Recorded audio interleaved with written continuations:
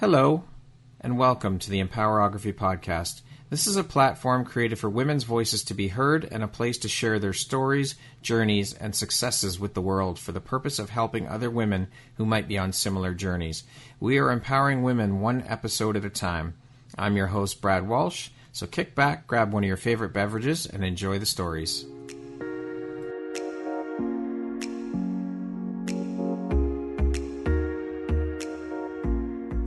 If you're looking for jewelry that makes an impact on your self-care routine and your style, Empowerography would love to offer you a discount code to one of our exclusive partners, Quartz & Canary Jewelry and Wellness Company.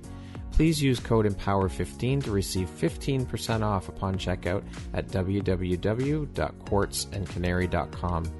Quartz & Canary is truly the place where spirituality meets style. Hello there, Brad Walsh here, your host of the Empowerography Podcast. Today, my guest is Kathy Spence. She is a professional personal brand photographer and strategist based right here in Toronto. How are you doing today, Kathy? I'm great, Brad. How are you doing? Thanks so much for having me. I'm doing very well, thank you. Thank you so much for taking the time to be here today and share with us a bit about your story and your journey, and for being part of the Empowerography community. I appreciate you taking the time, and I look forward to hearing about your story. I'm a little bit nervous because usually I'm the one asking the questions, so this should be fun. Thanks so much. Well, there we go. Maybe I'll throw a question in there about how it feels to be on the other side of the mic. It's not bad. I like it, actually. It's a little bit less pressure. Yeah, that's true. Yeah, you don't have to uphold the conversation. You have to participate, but you don't have to uphold it. You're not the one running it, right? So it's a little bit different. Mm-hmm. So as I mentioned, you're a professional brand photographer and strategist who helps female entrepreneurs create and build authentic personal brands. Do you focus your business solely on helping female entrepreneurs? Absolutely. Okay. I do photograph, and I have helped men in the past, but my focus has been on female entrepreneurs. Reason being, one, I am one. Yeah. So I can relate. Mm-hmm. And two, it's really important for me to have women stand in their mission and stand in their voice. So it's really important for me to be a part of that. Awesome. So what lights you up or inspires you the most about helping women build that authentic and personal brand through photography? Good question.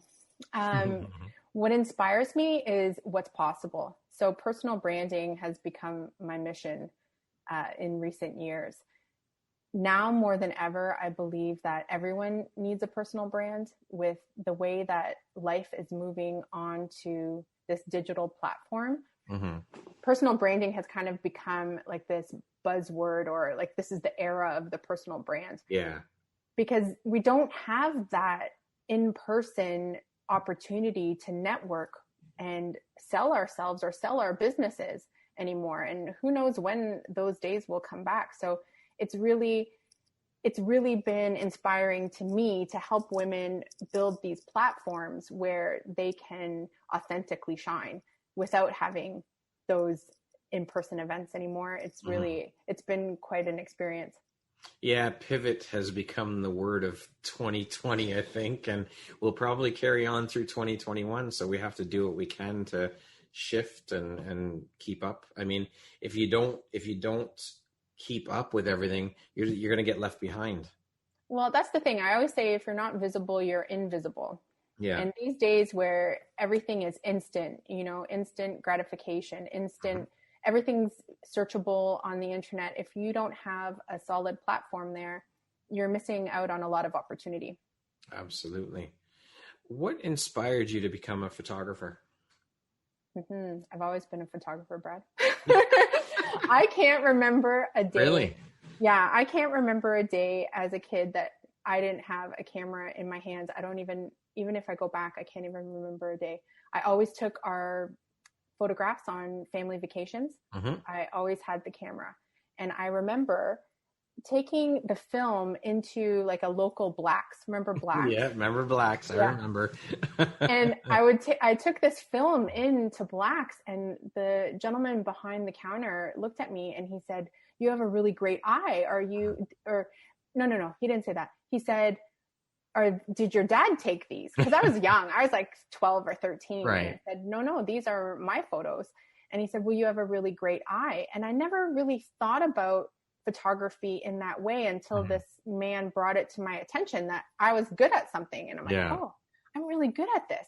But I was raised in a European household where, you know, photography is something you do for fun. Photography is not a profession. You need to be a doctor, a lawyer, a surgeon. Forget that art stuff. You can't make a living. There's no money in photography. So it was just out of my mind. So I loved it, and it was a hobby for me for a really long time.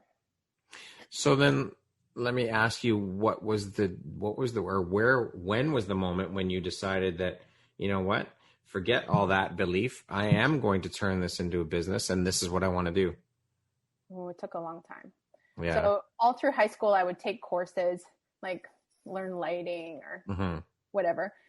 So I'd take courses because it was fun for me. It was different. I was really focused on a science career. So photography for me was like a creative outlet, and I'm a creative person, but I wasn't listening to the signs. You know, I wasn't listening to the authentic voice in me saying, this is what you're meant to do. So for years, it was, like I said, a hobby. And I was on my way. I don't know if you want me to go down this rabbit hole, but sure, go. But my dad, that's part of your journey. Yeah, my dad passed away when I was 27. Oh, I'm sorry. It was at a real pinnacle point for me. Thank you. Because I was just about to go and do graduate studies in my career field that was chosen for me by my, you know, strict parents that wanted me to be professional.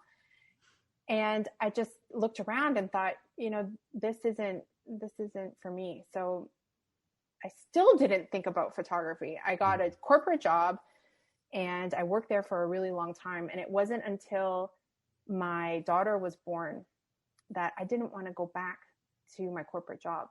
Yeah. And my husband looked at me and he said, but you make all the money. So no pressure here. No pressure here. It's Kathy. Yeah. But he was in a startup, so he wasn't, you know, he wasn't doing quite as well at the time. And he said, you can't leave until, you know, you have somewhere else to go. And I thought, what could I do? What is it that I could do? And still didn't dawn on me until I was on maternity leave with my daughter and I started taking photos of her. And at that time, Ann Geddes was very popular. Am I dating myself? No.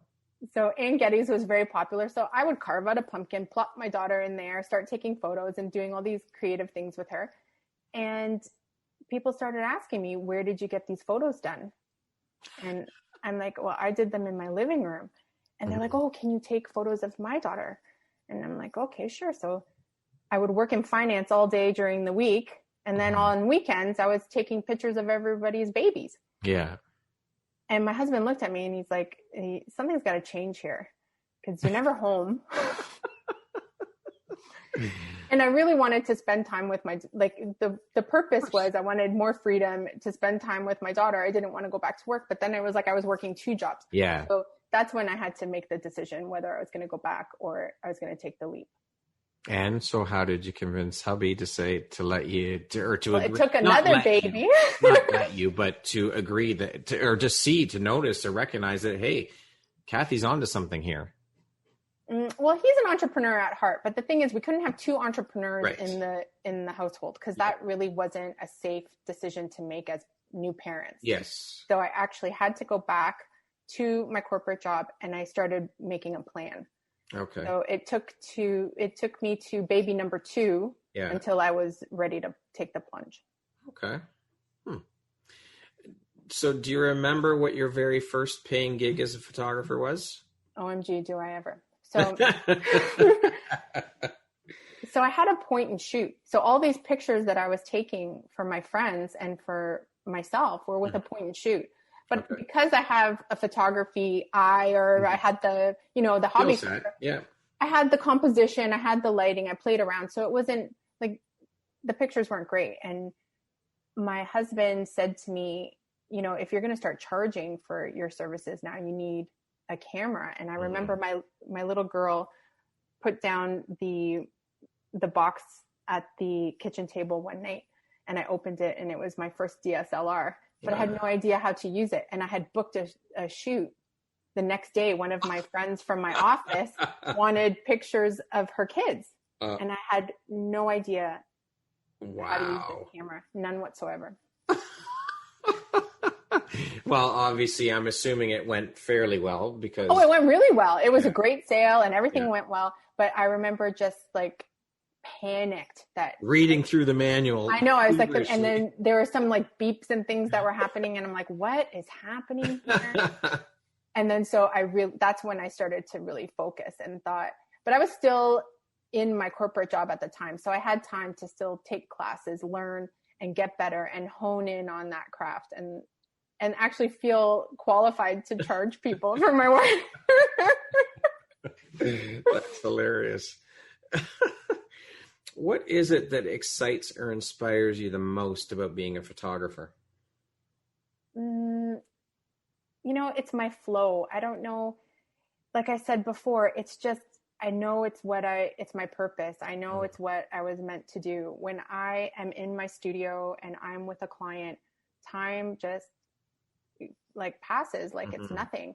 And I'm inspired by my clients. I'm inspired by their stories. I'm inspired by their strength. I'm getting head to toe goosebumps right now because I love bringing their story, their mission, and their purpose onto a platform where I can help them increase their impact, increase their income, change their lives, really start living life on their own terms. Yeah, when you find your purpose or your mission in life, it's there's no feeling like it in the world. I know. I have like head to toe goosebumps. I'm like actually kind of sweaty. And good thing this is only audio as I fan myself. And it's even twofold when you realize that your purpose also impacts and gives back to other people. It's twice as good. It's twice as fulfilling. It's incredible. And that's the thing for me, business is all about connection. It's all about story. And what's crazy when you start to step into your purpose and you walk your path, you start realizing, there's more people like you than you thought. Yes. And a lot of the times in life we feel, that we're creatives. You'll understand this, Brad. Mm-hmm. We're a little bit off. I always we are. We're a rare breed. Yeah. Well, my parents used to always tell me to get my head out of the clouds, but now walking in my purpose, I'm surrounded by women with heads in the clouds, but feet on the ground, yes, and exactly. It's such fulfilling work. I never felt this way when I had to hand in my financial report at the end of the month in my corporate job. That's for sure. Yeah. Corporate. I don't know. For me personally, I came from a corporate background as well. I was with an accounting firm for 12 and a half years as an audiovisual technician. And I mean, yes, I was doing work that I enjoyed, but it got to a point, I would say the last 4 or 5 years, it was just soul sucking. Going into that building every day, it sucked the life out of me. I couldn't stay. I got to a point, I think there was probably the last 4 or 5 years I was there, I could not stand getting up in the morning and going in there. I hated it with all of my being. I used to cry. In the cubicle. When I arrived at work, I would go into the restroom and I was in this little stall in the restroom and I would cry and cry and cry and cry. And I remember when I resigned, there was a notification that went out by email and this woman knocked on my office door and she said, "You don't know me, but I'm in the stall next to you every Monday. And I'm so happy for you because I hear you crying all." She said, "I've been hearing you cry for the last 5 years," or I can't remember. Wow. Yeah. That's crazy. Yeah. Unbelievable. Wow. So, Kathy, why did you decide to focus your business on branding photography? Well, at first I thought, okay, so as a photographer, I kind of have shot everything. I started as newborn. I got into maternity. Then my daughter was in dance and I found a gap in the dance market. So I started shooting dance, which then escalated to me going to New York, shooting dancers and dance companies in New York. And it just grew and grew and grew and grew. So but like I said, we're a different breed, right? So I get inspired. I'm excited, I'm happy, but it never seemed to be like the thing that I knew I was going to do for a really long time. I was always still searching. Yeah. And when I had the opportunity to shoot this woman, she had a fashion line. I just realized this is the future for me. This is where I want to be. I want to help women present their brands online. Okay. But then I realized that there was a little bit of a gap. So this is when I really honed in on my messaging and honed in on what my business was about. It's not just brand photography. There's so much more to building your personal brand online that brand photography is a component. And that's where I find that I'm a little bit different than the photographers that are out there, because they will meet with you for an hour, find out a little bit about you, and then shoot some photos. Here you go. You have no idea how to use them. They really are kind of like stock images. They're not expressing your unique voice, your messaging, or what your business is about. So I made sure that I kind of honed in on that and made it a full package. Yeah, an all-encompassing thing that helps the woman elevate her brand to another level. And it's kind of more building her platform, her message, her identity, and then a strategy behind it. So how to implement with these photos, with this message, with this content. Yeah, like you say, it's about more than just the photography, more than just the images. The photography is the most fun for me. Oh, yeah, of course. But that's right at the end. That's not where we start. Right. Okay. So when you aren't actually shooting paid work, what do you do to keep your mind in that creative space? Like, what personal projects, what kinds of things do you like to do? So I just started a podcast. Oh, okay. Yes, because as you know, with these lockdowns in the 2020 new world that we live in, I cannot shoot. Yeah. So I needed to find another outlet, another creative outlet, some way that I could help. So, at first it was really hard for me because a lot of my business also used to be branded events. Yeah. And that completely disappeared. Right. So I thought, how can I help my clients now? And, the first month was working on websites, working on branding, logos, fonts, colors, strategies, this and this. But it still wasn't enough for me. I felt like I wasn't helping enough. And I really felt that there's a lot of fear now with entrepreneurs. There's a lot of uncertainty with whether we can keep our businesses running. Yeah.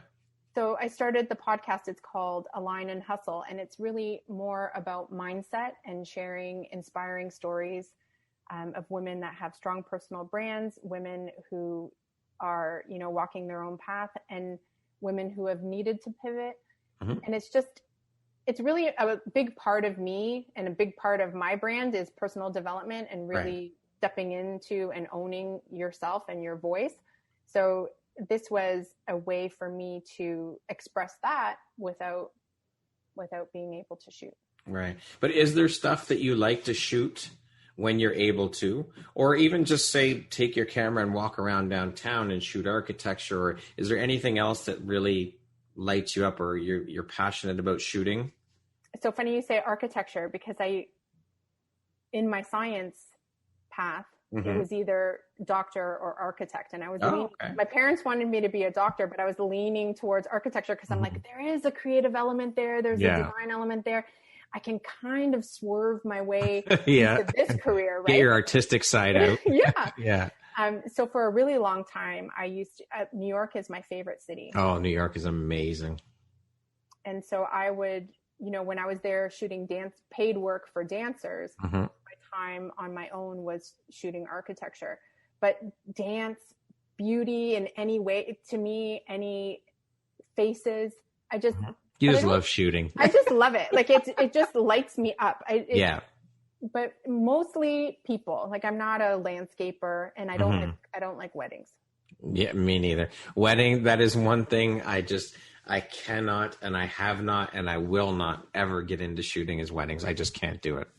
I shot one wedding because they were related to my husband, and we first were newly married, and I thought, well, these are his cousins, and I should do them this favor because I'm just new to the family, and And I got pressured into it. Oh, never again. Never again. That just solidified my thoughts around weddings.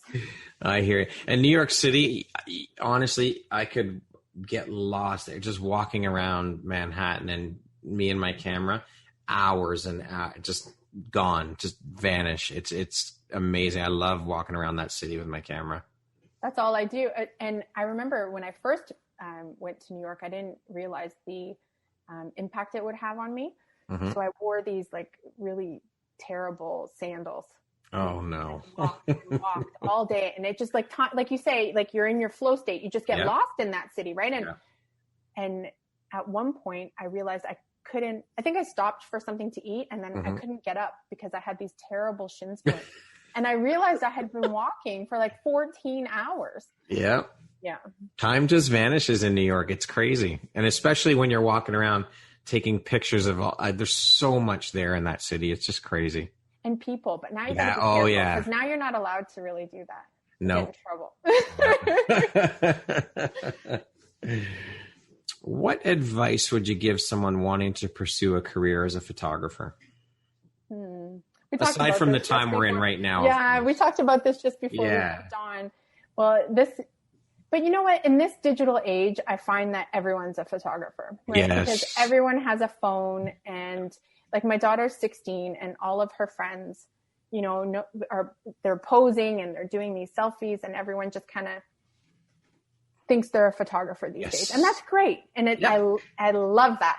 Yeah. But the one thing that I've learned about photography is if you want a career in it, you really need to learn the business around it. Because you can be a great photographer, but unless you know how to run a business and the in and outs of a business, it's not sustainable. Right? Go ahead. No, it's okay. Go ahead.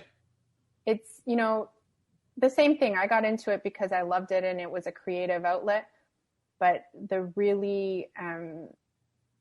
eye opener was that you need a business foundation if you want it to work long term. I think another huge part of that is being relatable to people. You have to be able to have relationships with people. You have to know how to communicate with people. For sure. That's integral. And that comes in time, because I find that, with experience, it's a lot easier at first when you start. How long ago did you start as a photographer, Brad? As a full-time photographer? I mean, like you, I've been shooting since I was a kid. I was developing my own film in high school. And so I've always had photography in my life, but I started my business part-time 10 years ago. So about 10 to 12 years ago. And there are things and nuances that you can't really teach because it comes with experience. So that's another thing. Business, learn the business. And secondly, be nice to be kind to yourself, because it is a little bit scary when you first start, especially, and I wouldn't start in boudoir. Right. No. No, definitely not. Definitely not. I started with headshots. But I also find that too, I don't know about you personally, but for me and we as creatives, I think on the whole we want to just focus on the creative side and fuck the business stuff. I don't want to deal with it. I really don't. I just want to focus on what I can do creatively with my camera. I don't care about I don't want to do the business stuff, but obviously you have to, as a solopreneur, you have to learn the business side of things. So I think that's a big hurdle as well. Well, when you first start out and you're on your own, there are some things that you need to know. Yeah. Hopefully, as you grow, you can hire those people that of the things that you hate to do, and they can take care of that for you. Yeah, for sure. But you want to be able to get to that point. Yeah. And you want to be able to make money and know how to keep it, and and mind your taxes. Yeah. 100%. Which artists or photographers do you look up to and admire? Oh, Annie Leibovitz for sure. I'm really drawn to fashion photography. So I love Mario Testino, Avedon. I was raised in the era of the supermodel. Again, here I go dating myself, but that's okay. Like I used to look through Vogue, Harper's Bazaar, like I was so drawn to that. And now Alexei Lubomirsky, I really like him as well. I'm really drawn to that fashion photography. So I like to bring that influence into my work too as a branding photographer. Okay. To date, what would you say is your biggest high or your greatest win? Well, as a photographer or in life? Both. Let's do both. So as a photographer, I was hired once at a corporate branding shoot to shoot 300 people at sunset. Wow. That was a big one. Like I sweat over that for, I would say a good month in advance. That's a scary gig. Well, they flew me to, oh my gosh, what is it? Baja, California. What is that? Mexico? Yeah, Baja. Yeah, you might have to edit this out. But what's right under Baja in Mexico? I can't remember. I cannot remember. Okay, so I'm just you can edit that part out. Yeah. But they flew me to Mexico to this resort and I needed to cover this event. But the big, like everything was riding on this sunset shot. And I was like petrified. Because I'm like, sure, I'm not going to get paid if I don't get, because the sun when it's setting. So try bringing 300 people together for one in itself. Yeah. In time for the sun to be perfect behind them. But I pulled it off. So that was my biggest. Well, congratulations. That's awesome. That was my big photography moment. But I have to say, being a mom, I never thought that having children would give me so much joy, bring me so much joy to my life and make me whole. So for me, that has to be top of the list. Of course. Sorry, I lost my place here. Okay. What inspires you to create art? Where do you pull your inspiration from when creating and thinking about or planning your shoots? So this is why I called my podcast Align and Hustle. Because I find inspiration for me comes when I'm working. I need to be in action. I need to be in it. I'm not that type of person that can get, that waits for motivation. I have to make my own motivation. Right. And I have to start moving towards something and then more inspiration comes. I'm not if I wait for something to come to me, it won't happen. Right. Okay. What do you think your unique skill set or superpower is that's helped you become successful? That's changed, Brad, over time. Like at first, my husband says my best quality is my worst quality, and it's focus. Like when I am focused on something, I am 200% all in.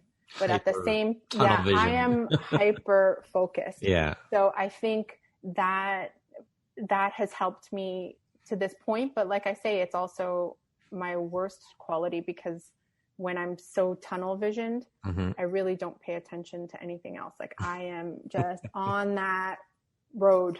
Right. Get out of my way. Get out of the way. Kathy's focused. I'm coming through. Yeah. So that's what it is. Definitely.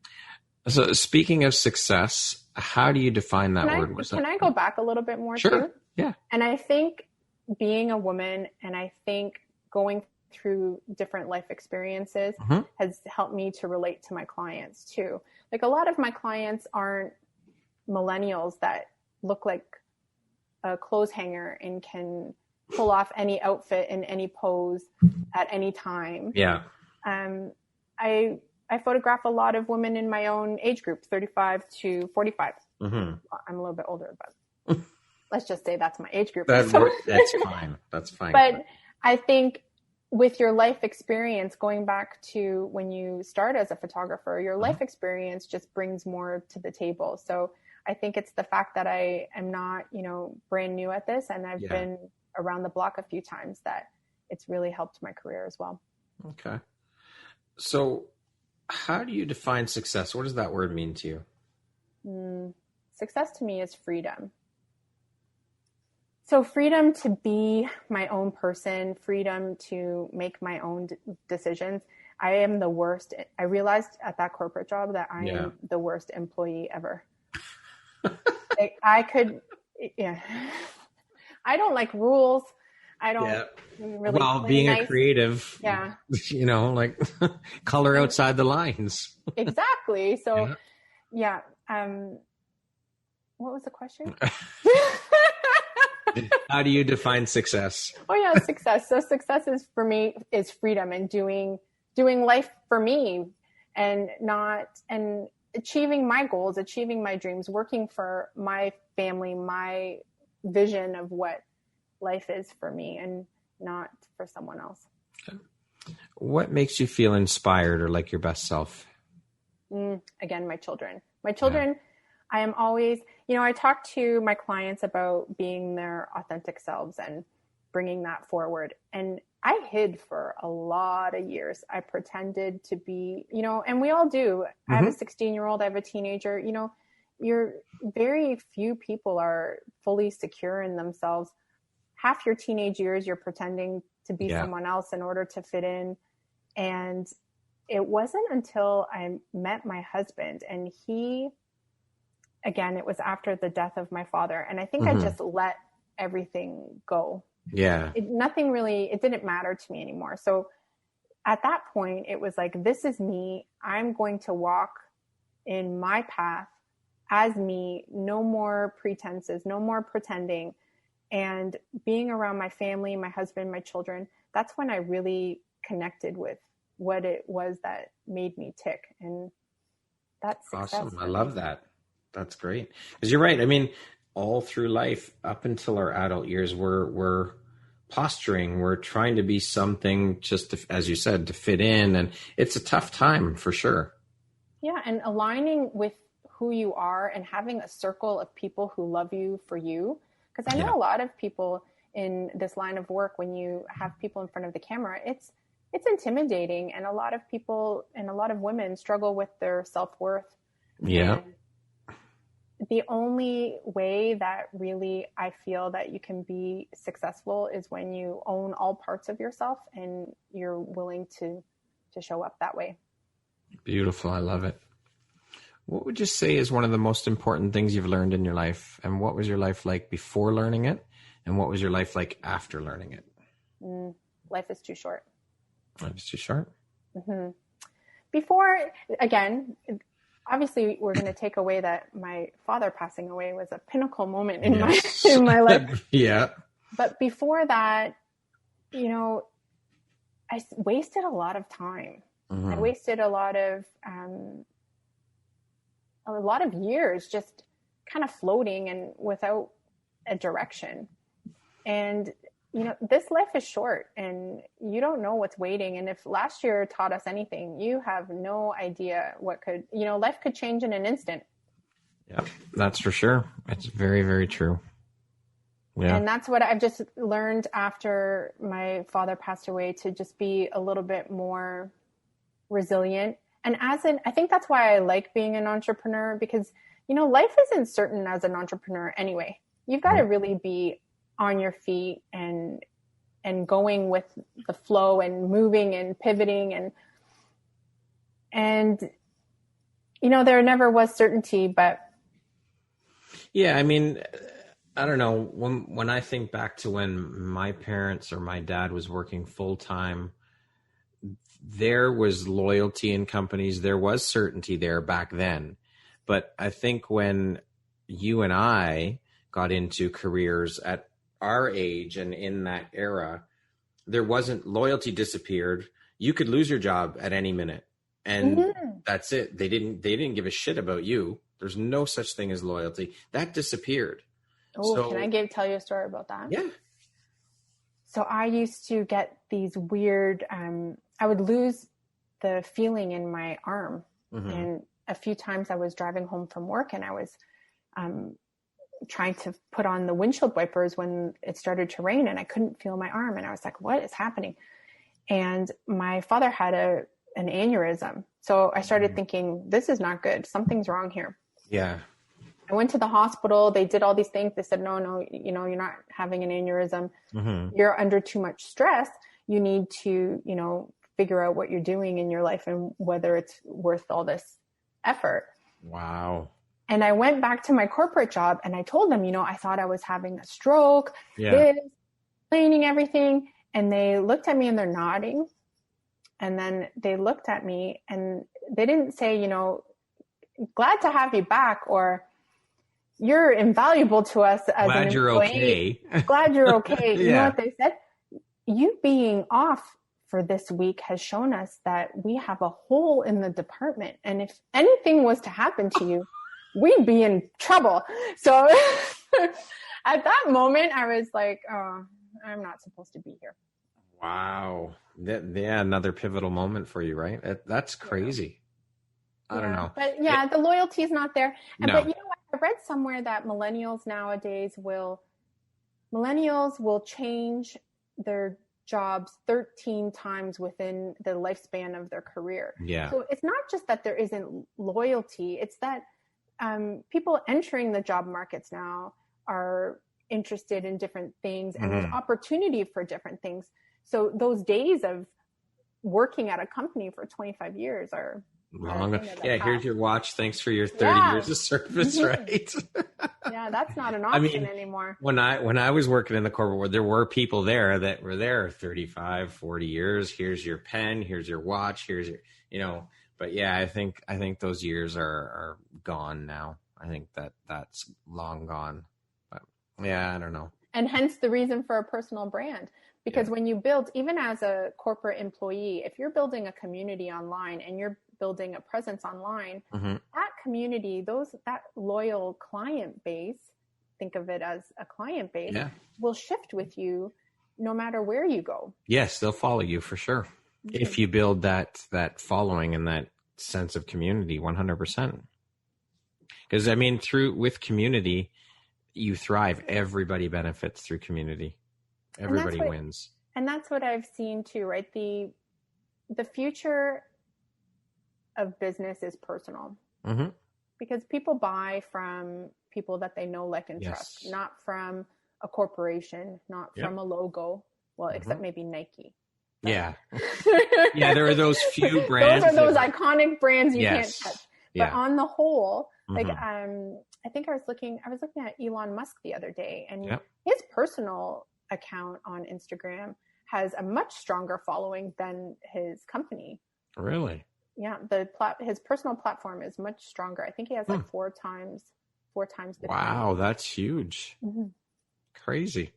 Yeah, people like to buy from who they know or what they've come to know and what they feel comfortable with and what makes them feel comfortable, right?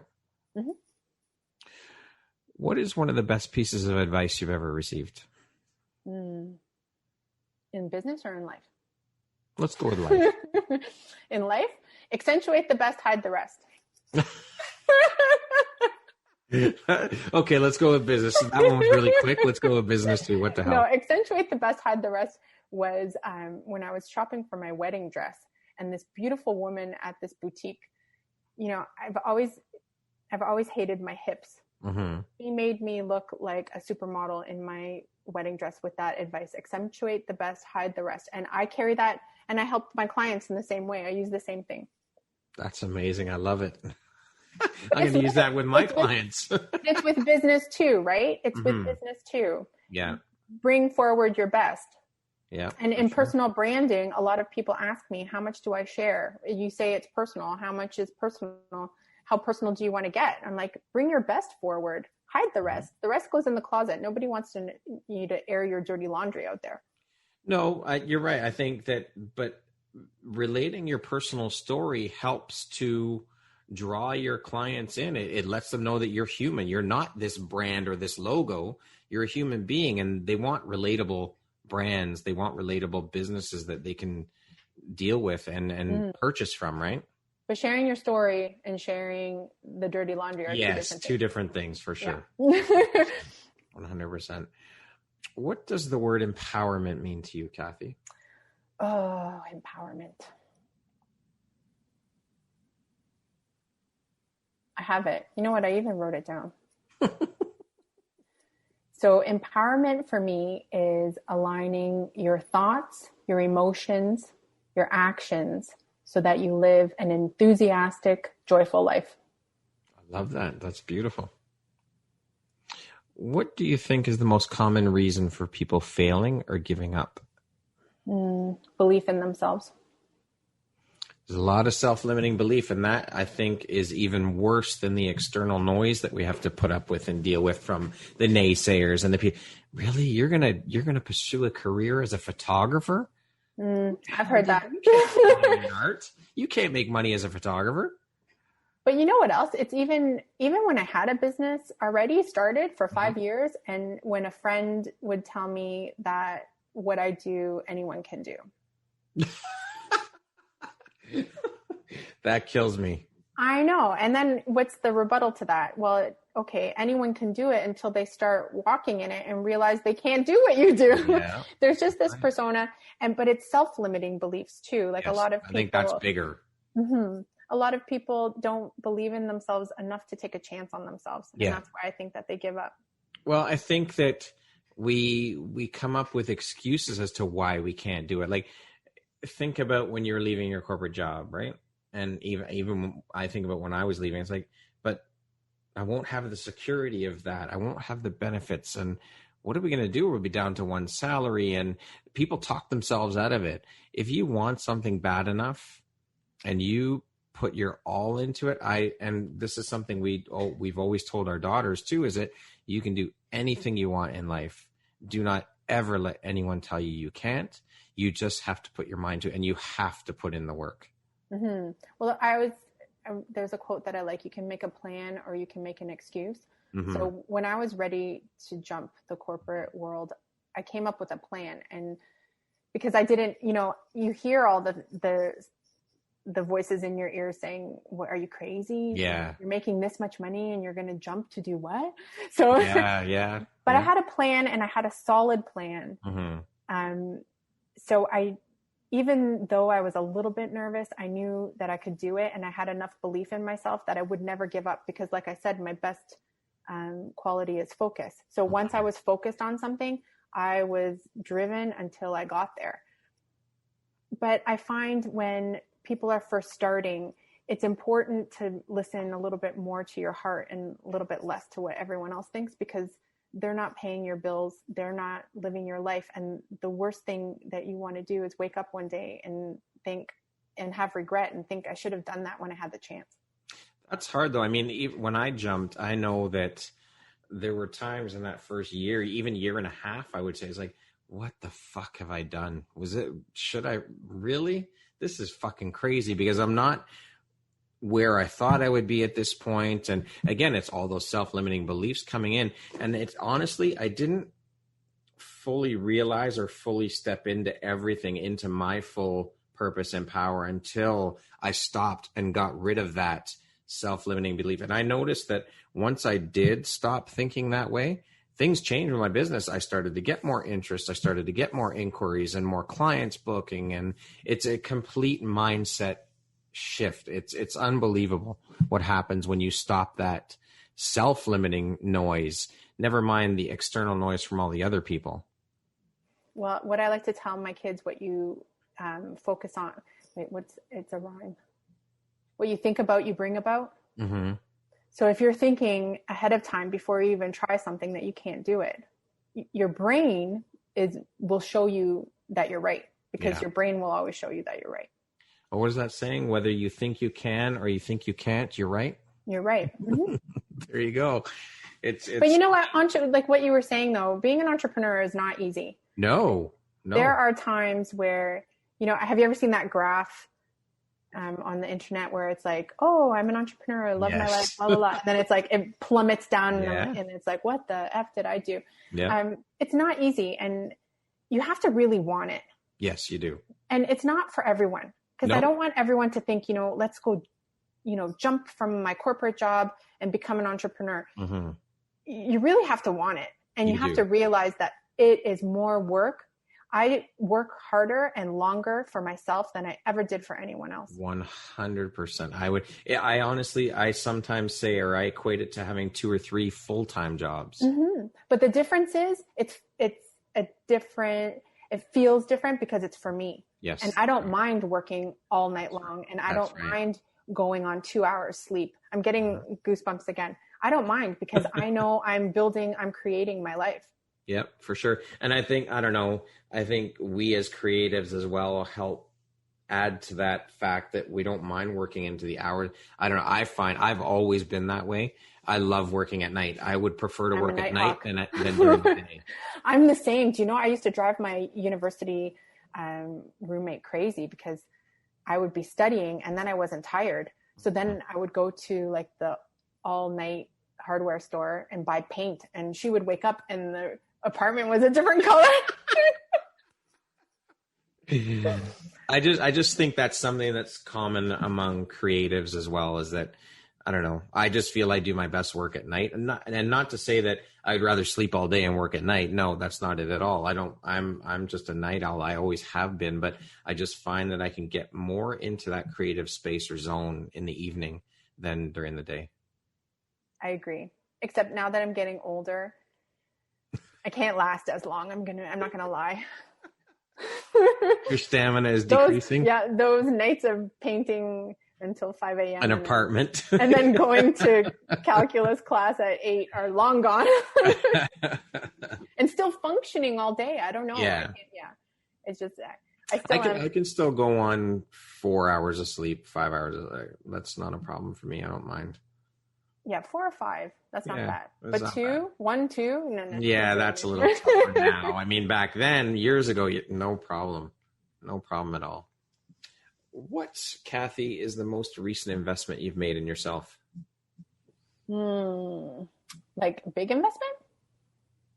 Yeah, just whatever, just something that you've done just for you, that you've invested in just for you. I'm constantly investing in personal development. So before this lockdown, I was at every conference. I was buying every book I could get my hands on. I just want to be better. I find that, a lot of women my age are, well, not the women probably listening to this podcast, but a lot of women in my physical circle are getting ready to wind down. And I just feel like I'm getting started. And I just want to learn everything I can learn and make the rest of my life the best of my life. So I'm always investing in personal development. Courses and stuff, and were you going to convention, like photography conventions and things like that too? A mix. Sometimes I would want to learn about photography, but I feel like in order to run my business, I'm doing really well right now. So there were 2 years there where I didn't do any photography conferences, and I missed it. I missed being around creatives. Yeah. I was going to more entrepreneurial conferences. Okay. A lot of Tony Robbins. Yeah. Like just exploring a little how I could evolve as a person. Okay. What profession other than your own would you like to attempt? I think one day, my husband says that even though I always, blame my parents for not being a doctor and like going down this creative route, research is just in me. I'm just, whenever my kids are sick or whenever anything, I am like the first one. I'm in a book. If something's wrong with my family, I'm finding out, I'm digging. So, I'll be that person at 65 that goes to medical school or something. I think. Awesome. No, that's drive. I just love it. There's so many things I'm interested in, and I just would do it for the learning. I wouldn't, I don't know if I would actually become a doctor, but that's probably where I'd go. Do you see yourself still doing this when you get into retirement age, like photography as your business? Do you still see yourself doing that? Or do you see yourself, you're done, you're not working anymore, you're doing things, like you said, just for the betterment of you, education wise? I'll always be working. I'm just wired that way. Yeah. I'm a very busy person. I don't like to sit still. I'm always on the move. So even like I see myself having a branding company, whether I'm actually doing the photography at that point, I don't know. I don't know if my body will keep up with me. So now I'm learning about, joints and keeping your body young and aging backwards is a big interest for me, because I would photograph until I die. It's whether or not my body wants to keep up with me in my retirement in those older years. I think that, again, as creatives, that's just ingrained in us. That's in our DNA. That's who you don't stop being a photographer. You don't stop being a painter. It just is there always, right? Yeah, it's just whether or not my body will hold up. But Amy Leibovitz is still photographing. She's still going, and she's producing amazing work. I know. So I think I still will be working. I'll be working until I'm just not breathing anymore. So you physically can't. Yeah. What was a turning point in your life, and how did that affect you? Turning point. I think I touched on this with my dad passing away, and that just took my life into a whole different direction. But another turning point would have to be the birth of my daughter, because at that point, this is another reason why I think I'm a good photographer. I had an eating disorder when I was young. Okay. And I was really focused, again, like on modeling the models, the supermodel. I didn't realize I was drawn to the photography at that time. And at that stage in my life, I thought it was the body image. So a big turning point for me was when I had my daughter, because that was when my eating disorder ended. And because it wasn't about me anymore. Yeah.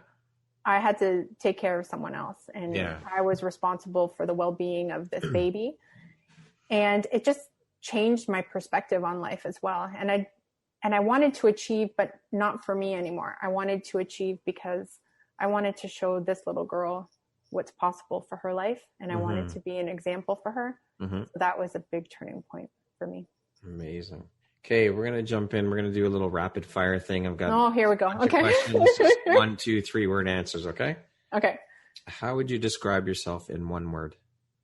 Driven. Money or fame? Money. Early bird or night owl? Night owl. Well, you know that already. Yes. I had to ask it though.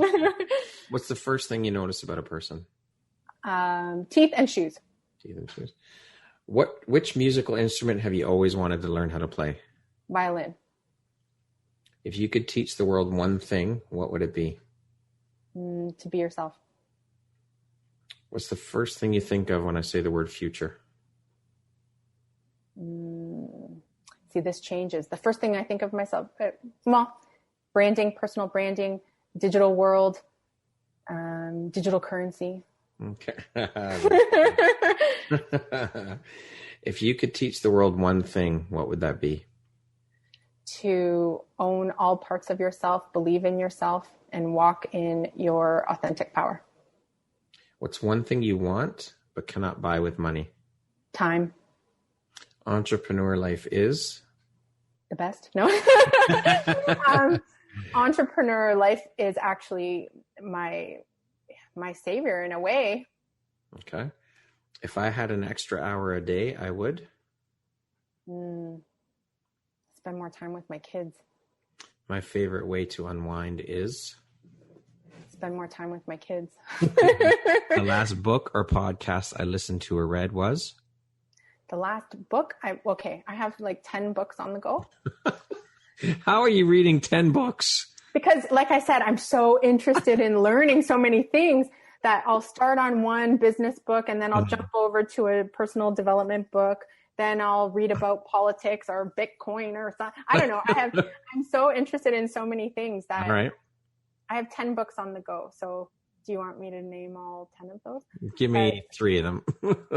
So the last book was A Woman Makes a Plan by Mae Musk, A Return to Love, and Unstoppable by Tony Robbins.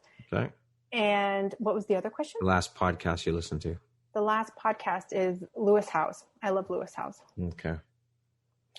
But it depends on what day. If I want to learn about business, then I listen to All right. That concludes our rapid fire section.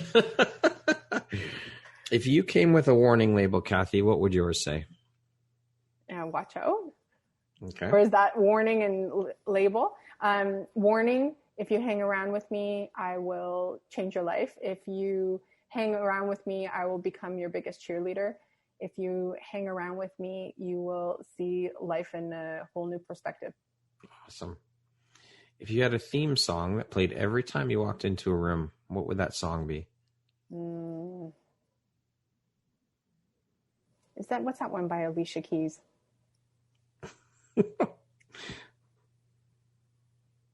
Bird Set. This Girl Is On Fire? No, it's not Girl on Fire. It's by Sia. It's called Bird Set Free. Okay. If you could go back and give your younger self one piece of advice, what would that piece of advice be? Don't take life so seriously. And lastly, if you were to deliver your last 30-second speech to the world, what would that last 30 seconds sound like? I'm going to say it again. Own all parts of yourself. Surround yourself with people who love you exactly as you are. And own your power, own your voice, own your authentic self, and walk in those shoes every day. Beautiful. I love it. Is that 30 seconds? That was it doesn't have to be exactly. That works. Your message is there, so it's okay. Kathy, thank you so very much for being here today and sharing your story. You are a true inspiration.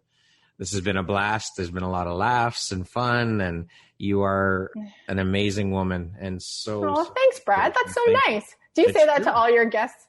I'm gonna listen to the last 5 and see if you. You're a true inspiration. I thank you and appreciate you for taking the time to be here and share your story. And your work is beautiful. I appreciate you. Thank you so much. Oh, thanks so much, Brad. And thanks so much for having me. And I really, I'm aligned with your mission as well. So it was really an honor to be here and chat with you today. The honor was truly all mine. Thank you. Okay, thanks. Once again, my name is Brad Walsh, host of your Empowerography Podcast. Today, my guest has been Kathy Spence. She is a professional personal brand photographer and strategist based in Toronto. Thanks so much, Kathy. I hope you have an amazing afternoon. Thanks, Brad.